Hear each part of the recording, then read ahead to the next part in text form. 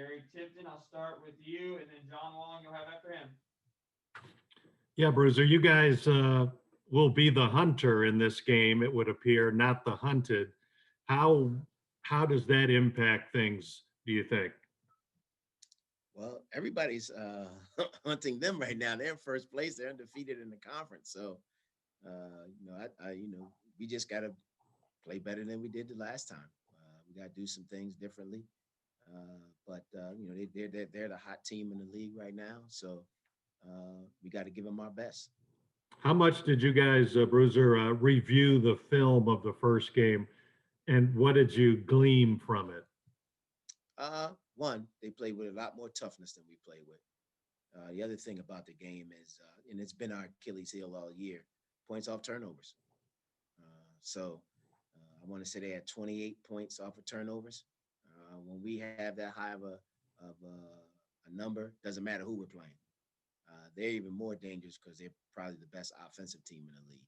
So you give it to them off turnovers, they're going to convert them. So points off turnover, physical play. That's going to be a big part of this game. John Long, we'll go to you, then Larry Bott. Hi, Bruiser. One of the reasons we enjoyed Kenny Payne when he was here was when he came out for these conferences, he always offered us more insight, especially into the players and how they were struggling. Can you talk a little bit about Olivier and why do you think it's taken him maybe a little bit more time to adjust than we thought it would? I'll be honest with you, I don't know myself. But I think Olivier, he has his struggles. I think he has to be a little bit more confident in himself. But I think the things that he's been becoming a little bit more consistent than he was before, when he had real highs and then real lows. So I think he's been a little bit more consistent over the past couple of weeks. But what Olivier is, hey, believe in what you're doing.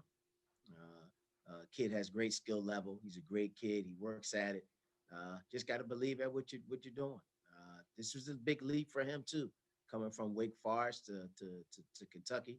Pressure's totally different on how people perceive how you play. And if you don't think that plays a part in it, then you're crazy. But I think the last couple of weeks, I think he's feeling a lot more comfortable, and you can see in his play a little bit, a lot more consistent. Cal's been getting on him about his rebounding, and he's been rebounding the ball like heck the last few games. So that's one of the things I will say that you can see he's getting a little bit more comfortable out there. All right, thank you. Larry Bott, go ahead. Bruiser, why do you think this team has consistently struggled to score points and had trouble getting more than 65 points in nine of your games? And two, you think there's any chance Cal might just get thrown out in this game and then turn it over to you like he did at Mississippi State? Y'all guys love that one, huh? Yeah, we did. Did we score in the 60s in the game that we won, that Mississippi State game? So No, you got more than that. Okay. Well, I mean, one of the biggest things for us is turnovers. When we get in trouble, we turn the ball over a lot. If you don't turn the ball over, you get more opportunities to score yourselves. So when we have low turnover rate and we have a low turnover points off a turnover rate, we'll score more points. LSU, I want to say they scored less than 10 points off turnover. We scored in the 80s. It's all about how we handle the ball. When we handle the ball better and we take care of the ball, we'll score more points. But if you continually throw it away and you got 19 to 20 turnovers in those games, you're not going to score that many points. Thanks. Jerry, I'll come back to you. Bruiser, how well does Alabama shoot the three, and how important is keeping that fairly reasonable in the game tomorrow night? That's what they do. I was just in here laughing with Eric about, you guys see their warm-ups. They rarely even shoot layups in their warm-up line. So the three ball is what they do. That's what they do. They want to shoot a lot of them. They've shot it extremely well. That's one reason why they've gotten away from a lot of teams, because they can come down and can consecutively just start knocking them down. And if you can't keep pace then it's a tough struggle. We got to do a better job of probably chasing them off the 3-point line. But I bet you that's every team that they play talks about that. So we got to do a better job at that. And again, like I do, it goes back to the whole turnover thing. If you're not giving them the ball, you make them play in front of you, then you got a better chance of playing defense. And you mentioned the pressure that, the intensity of interest, shall we say, in Kentucky basketball is different and can impact players. How so? Uh, you guys probably know better than me. You've been here a lot longer. I think it's pretty intense. What the people say and do. I'm not a person that goes and follows it, but I know it's there.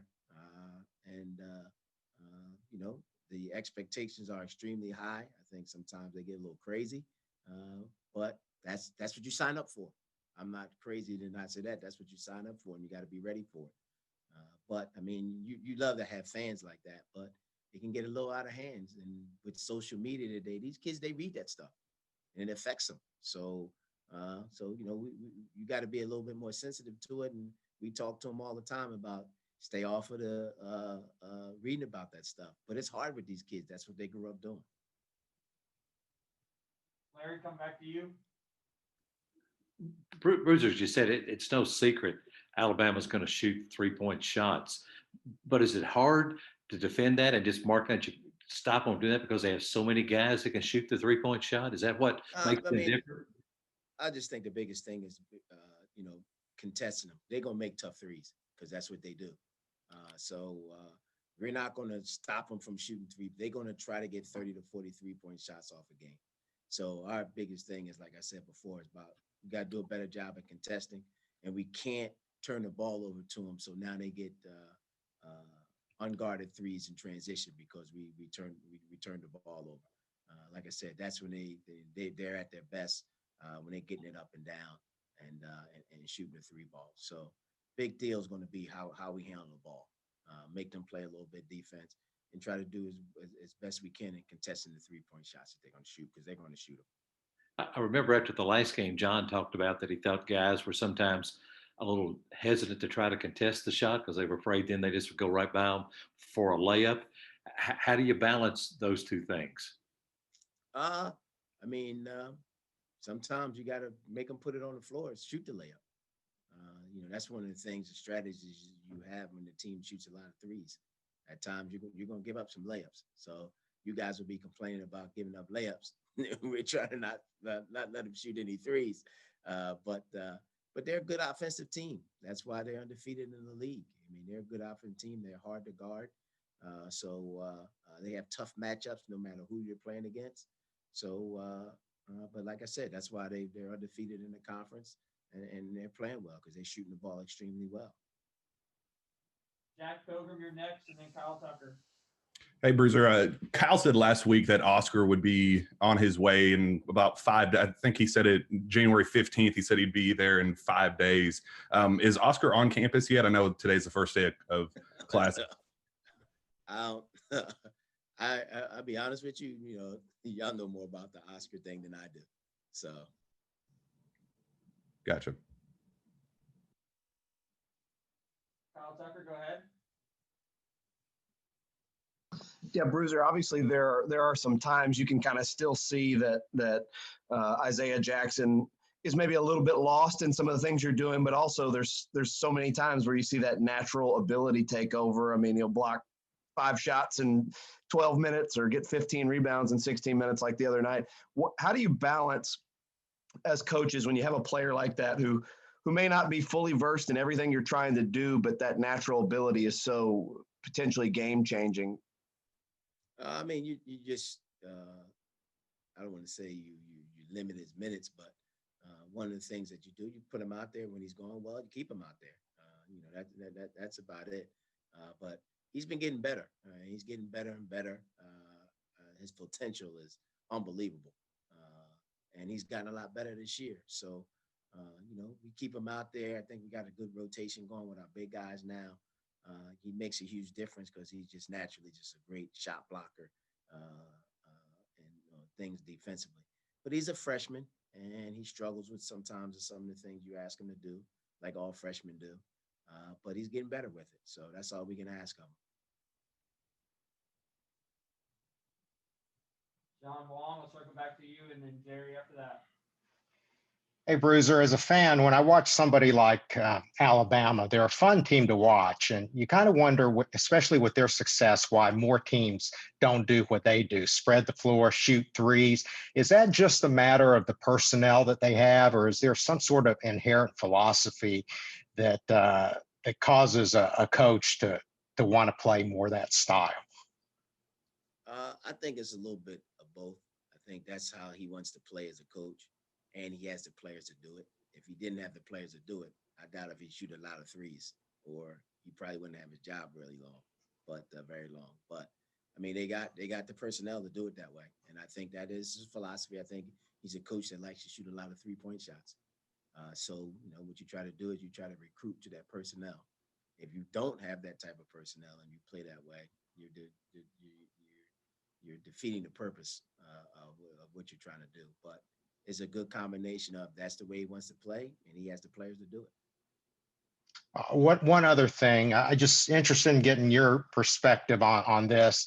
With a limited fan attendance right now, we can hear Coach Cal a lot more now. We can hear everything that he screams, and I know different players respond differently to that.